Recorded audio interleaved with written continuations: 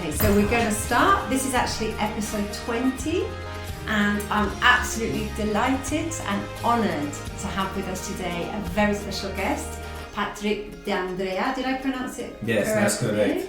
He's a celebrity chef to very high profile people from the music industry, from fashion, even royalty. And today I'm absolutely delighted to have him in my house. I'm actually even going to cook him lunch, something that I've been very anxious about, Patrick. Don't be, I'm very excited. Thank you for having me, and I'm really looking forward for this interview and for this lunch. Well, thank you so much very for lovely. being here. Well, I wanted to start by giving you the chance to talk a little bit about yourself, where you're from, what your background is, and how you came to become a chef. Listen, very simple. I born and raised in Florence, in Italy. I got the passion from cooking from my mother. Right. She had a bed and breakfast in the Florentine Hill. Okay. And yes, I grew up with all cooking for guests from all over the world. Right. So. Did you have a restaurant in the B&B? Or? No, it wasn't a B&B, it was like a farmhouse. Okay. So basically, we had 8 rooms, and then we have a community table that at the time was something very, very new. So basically, we had interaction with guests from all over the world.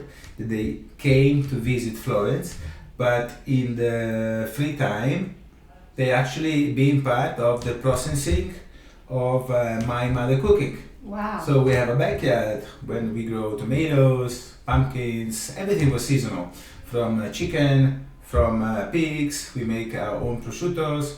So they were able to have part on it. To So sample the for example, they get the tomato, Yeah. and then my mom was making the tomato sauce for the winter, and they were part of the process. And then maybe, hey, Kim, this is Felix. He's actually known on this podcast for being a bit of a gate crasher.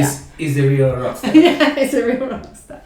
So you actually, your parents produced, your mum produced the food that was cooked in the house, which is absolutely amazing. So I imagine you know a lot about food, about produce. I know a lot about food, of course. I'm very passionate about food, and as I said, I was extremely lucky to see and understand from where food comes from, where it grows, and how hard it is to grow sustainable food. Okay, yeah, so that's interesting. So when you were watching your mum cook, what would you say was the kind of first thing you learned to cook as a child? Did you start when you were very young cooking? Very, very young, yes. I have a picture of myself as well doing pizzas. I was like 7 years old. I was sprinkling my magic from that age. But actually, my passion for cooking was from when I was extremely young. As I said, 7 years old. And my mom was sending me in the backyard to get herbs and tomatoes, something very easy just to keep me busy and make me part of the process that she was doing. And I still remember the smell of that herbs, the smell of that tomato that I was getting maybe in the morning, and then as a young kid I was playing around in the backyard all day long. I was having a shower at night, and then when I was in my bed I was still smelling the tomatoes on my hands. So that's a nostalgic memory that I always keep with me. It sounds like a dream. It sounds like a dream. Sounds like a dream, yes. And it's not just about the food. I really enjoy the process to make people happy through the food. I saw how people react to my mom food, and hospitality as well. Because in the end, it's all about how you make me feel. Yeah. That's what I will remember. It's not just what you feed me. And with my mom, I learned at a very young age. So the connection between food, it's interesting when you say that. It brings to mind a memory that I have of drinking a glass of wine in a friend's house, lovely friends in the summer in Tarragona, and thinking this is the best wine I've ever had in my life and the best food I've ever had in my life, and trying to reproduce it when I was back home, and it just doesn't taste the same. So that kind of connection with emotion and food is so important, isn't it? Exactly. Yeah. Yeah, really good. It's like listening to music, Yeah. right? You can really say that you have a favorite song for a lifetime. You're going through emotion and you're going through phases in your life, and usually you eat, or in this case you listen to a song that is good for you in that moment. Yeah. That doesn't mean that you don't have a favorite song, but it means that your emotion help you to understand what kind of food you want to eat. That's amazing. I've never thought about that connection before, but it's absolutely true. And the music thing is a really powerful metaphor for that. I think so, yeah. They always ask me what's my favorite dish, and I don't have the answer, because it's all depend of how I feel. I listen to my body, I feel to my emotion, and that's where the magic happens when you're cooking as well. So you can follow a recipe, but the recipe is never going to be, it's always going to be consistent, but it's never going to be special. Yeah. What is special is what you able to put in the food in the moment that you cook it, and you are basically, as well as a chef, I cook with my mind. So when I go to the grocery market or to the supermarket, I'm able to see all these ingredients, and I know the flavor that they have, and I'm able to reproduce the flavor and the presentation that I want in my mind.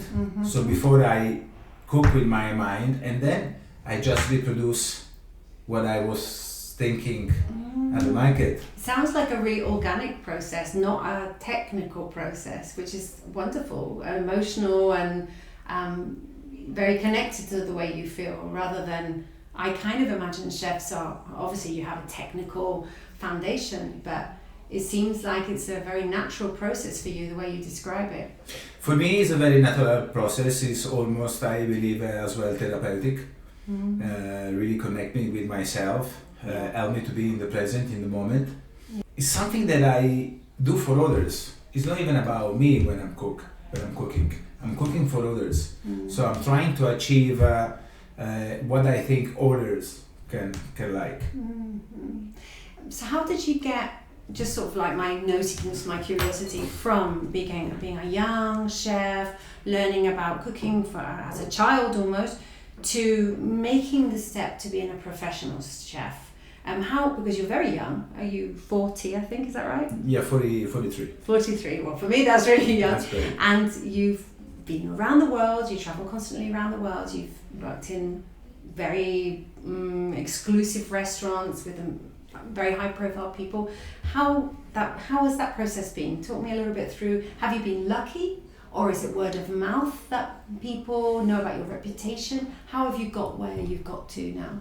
Well, I guess the blueprint was from my mother. So I got in love with food and cooking for the love that I saw from my mom.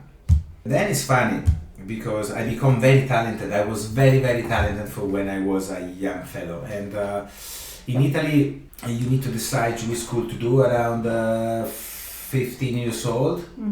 And I was very confused. I didn't know which school was right for me. But I know that I was very, very talented in cooking, and I didn't even want to work too hard. So it's kind of funny. I actually went to the Culinary Institute in Florence just because it was the easy choice at the moment for me, right? And then everything just unfold and work out the way it is. I wasn't a good student in theory, but my practice was very good. And God bless them, all my professors at one point, they actually helped me out to have the diploma and be able to... Because they saw something in you, I imagine. Exactly, and they didn't want to keep me there too long. So they said, okay, let's give me the diploma, God bless him, and from there I wake up today. Amazing. Like after 25 years, my journey started in Florence, then I went to Switzerland, and then I went to Venice. I worked at the Harris Bar, And Mr. Arrigo, that is the founder of Cipriani, Mr. Arrigo really helped me to embrace my talent. And they give me the tools and the time and the knowledge to become a great chef. And the difference between working in a restaurant and presumably you started off working in restaurants. Yes. But then to be a private chef, you alone, to go to some, I don't know, houseboat, wherever, was that a decision or was it an accident that you ended up doing that? Everything happened for a reason.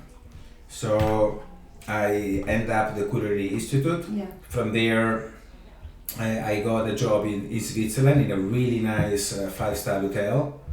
And then, as I said, I met Mr. Arrigo. I met Mr. Arrigo in a food convention. Okay. He came to me with his yellow suit, his red glasses, round glasses, and he asked me which pasta I like. Yeah. And at that point, I was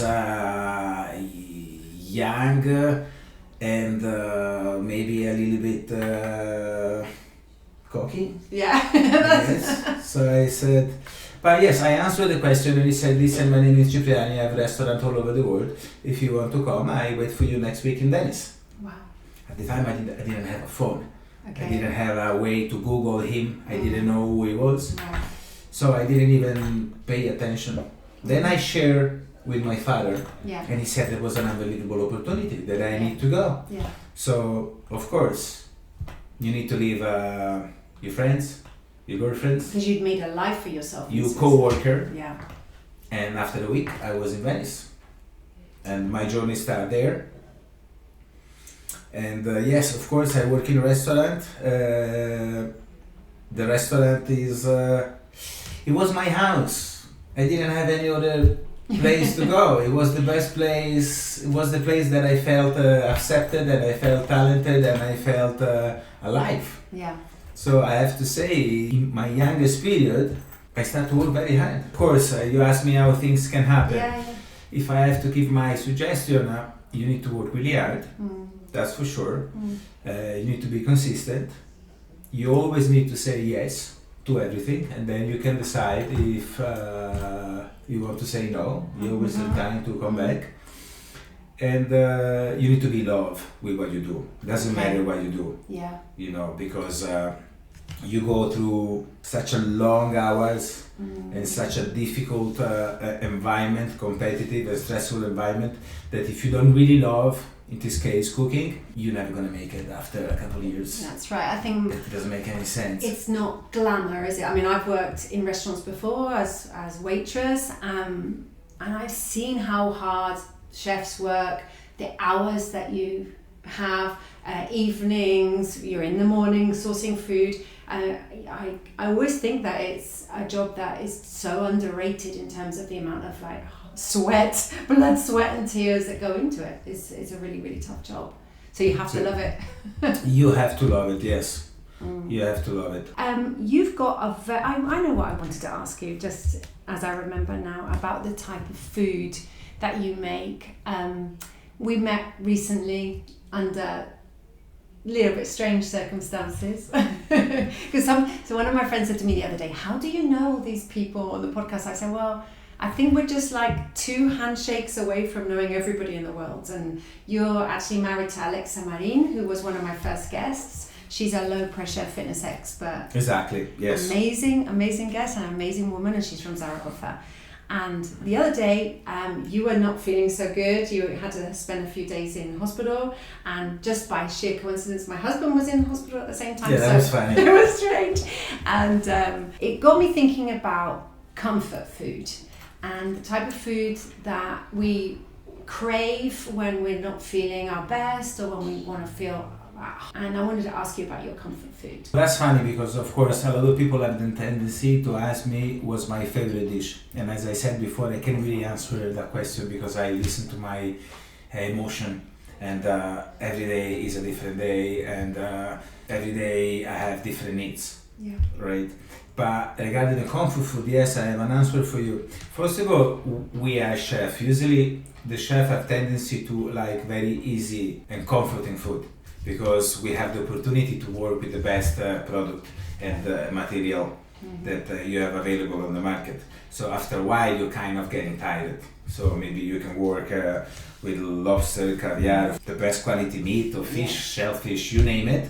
But then when you go back home after 16, 17, 18 hours of work, the only things you want is maybe mashed potato, gravy and a sausage. And that's already fancy, because maybe just a pasta with tomato sauce, right? Yeah. And the fact that it's easy doesn't mean that it's simple. Yeah. There's a lot of confusion with those two things. Yeah. I believe that easy is difficult, because especially for the chef, that you're learning so many techniques, so many products, you have this variety of options and techniques and knowledge that you learn from all your mentor, right? So when you start, you don't know much.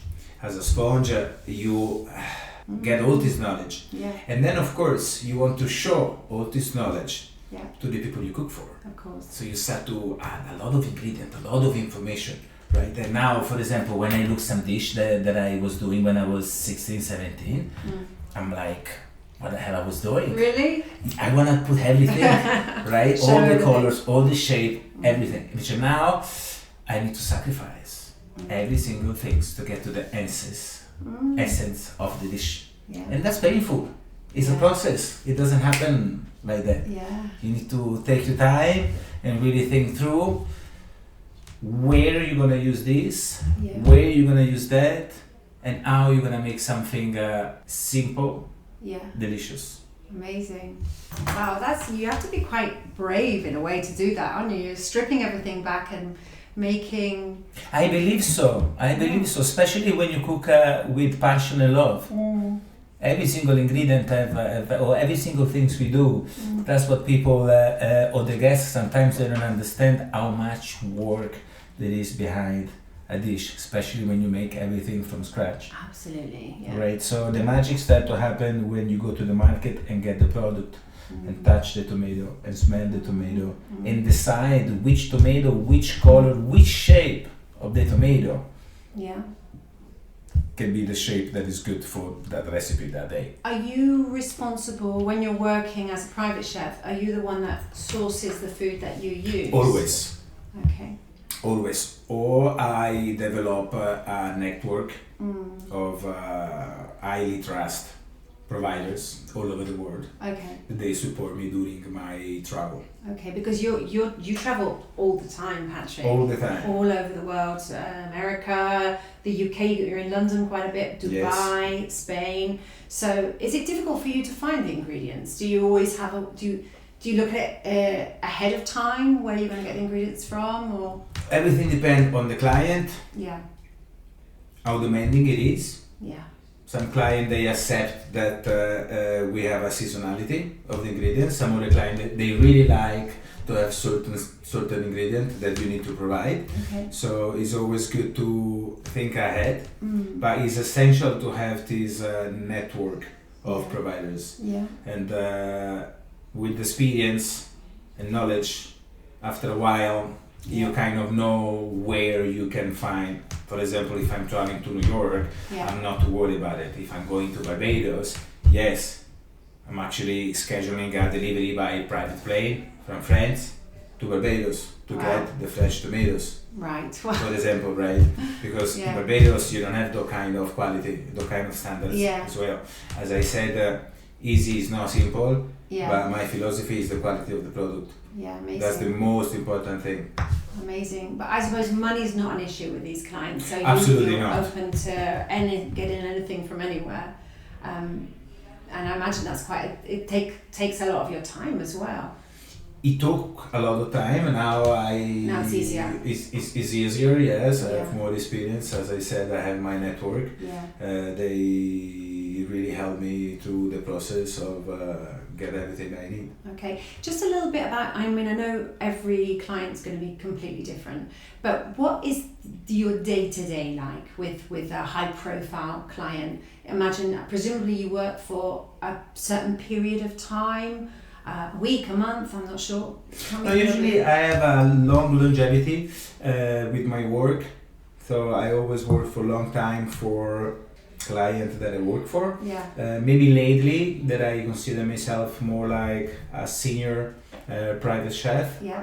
I develop a portfolio of clients Mm.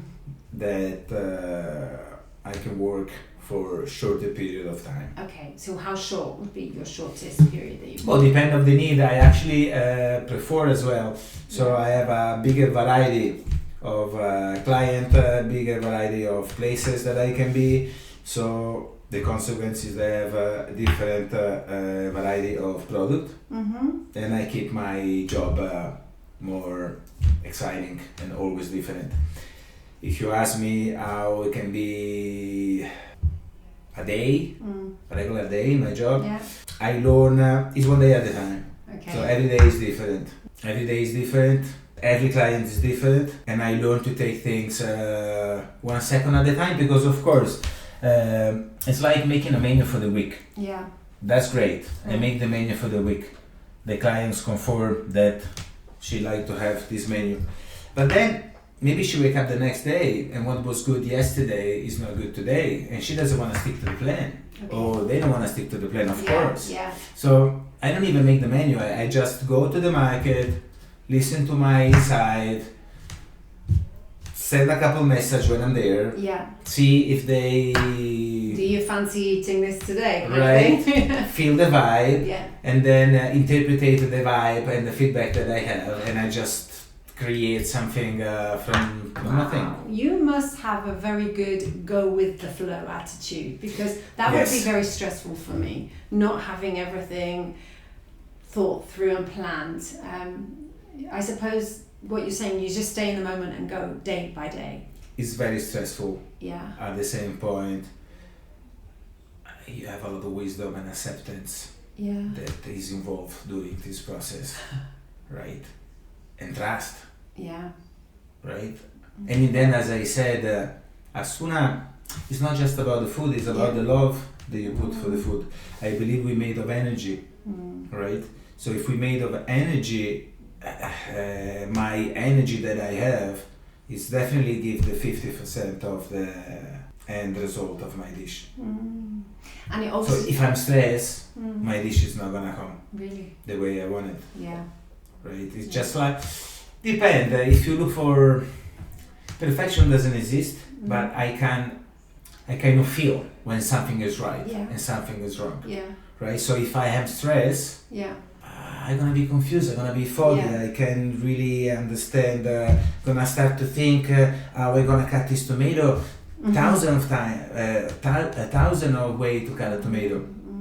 If I am serene and I can feel my own self, I actually able to just get inspired. Yeah. So it's not even me cooking, Yeah. right? It's just like Does feedback, are you very sensitive to feedback from your clients and guests? I love constructive feedback. I really do, and I understand that everybody have different perspective, different taste.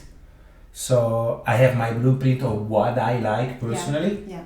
but I also work for others, and my goal is to cook food that they like. Okay. So, for example, that's something that I do that really helped me a lot.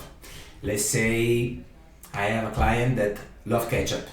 For me, it's big information. I already know he likes sweet and sour. I already know that he likes sweet, he likes sour, and he likes the color red. Yeah. So with these three things, I start to build a path of flavor, right? And little by little, I have more clues, and I actually develop a path of flavor just for them. Yeah. So do they start by giving you like a preference sheet? I don't need this, I don't need that. I'm presuming That's basic. what. Yes, usually the basic. Yeah. Yes. And what about in terms of, I know that you're very invested in sustainability. That's very important for you. In terms of like using seasonal ingredients, do you try and make that a priority, or are you led more by the client's demands, if you like? Well, the client is always right. Okay. I'm not cooking for myself. Yeah. I'm cooking for them. So I have the tendency to make them happy and deliver what they want when they need. Yeah. I'm trying to do seasonality. At the same point, it's also true that we live in a world of globalization. So now the season is everywhere, anywhere. So you're able to have, maybe now is winter, you don't have tomato in Spain, but you can have great seeds of tomato coming from some other place that is hot. Right? I always try to respect the seasonality, but sometimes it's not possible. Yeah. No, and I like you say the client's always right, so you have to go with what they want. Okay, so I wanted to ask you, when we talked a little bit about sustainability, about how these days organic food is very popular, it's very expensive here at least. Is that important for you, to use organic food? It's really important. It's really important to get the best available product in the market. Also, things change very fast. Sometimes I wonder, if you sell me a tomato that is organic and it's cost me maybe a little bit more, what happened to the tomato that is not organic? What does that mean? That the other tomato is bad for you, right? And also, there is this trend of cooking sustainable and to cook organic or biological, and that's great. But what happened to the sustainability? Because it's not just about the food. What happened to the sustainability to the people that grow the food, and they wash the food, and they cook the food? Because if we made of energy, and who plants the seed is an happy person that work 18 hours a day with a very small salary. You already start with the wrong food. So yes, technically it's organic, but in reality it's not. So you think a lot about the people that are producing the food as well, which is very interesting. But when I cook to make a special, I'm actually speaking with my tomatoes. Okay. When I get them, yeah. Really? Yeah, inside my mind I speak to them, I already know how they're gonna be, and when I select them, it's like select something important. I just don't pick a tomato, it's exactly this tomato that I pick, right? And when I cook, I have good energy, and I think and I visualize how this tomato, how it's gonna be delicious. So when I pick the tomato, I'm thinking, I say, okay, you're gonna be delicious. And now you're gonna, and that's the difference. That's what makes all the difference. Because then, for me, I cook easy, regular, fresh, great food. For me, it's nothing special. But for everyone that tastes my food, they said it's unbelievable. It's special. And we're talking about people that can eat in the best restaurant in the world all the time. Well, that's interesting. That's what I wanted to ask you next. What is it that you have that they want to contract to you? Like you say, they can afford everything in the world, but they choose Patrick and Andrea. And why is it that people go back to you and say, come and cater for me? So I guess it's not just about the food. When you are a private chef, it's a lot about the personality and how you can stay and behave in a household and create this great energy that everybody is working together for the same goal. Are you alone in the house, or do you have people to help you? Oh, depend of the client. Sometimes I be part. I was the main chef of a crew of 12 chefs to cook for 2 people. Oh my God. Some of the time I'm solo, and I cook for 10 people. So it's really depend on the client and the location. What do you enjoy the most in terms of type of client, type of situation? But I believe that the most important things in life, besides the love, is food and good sleep, communication with others.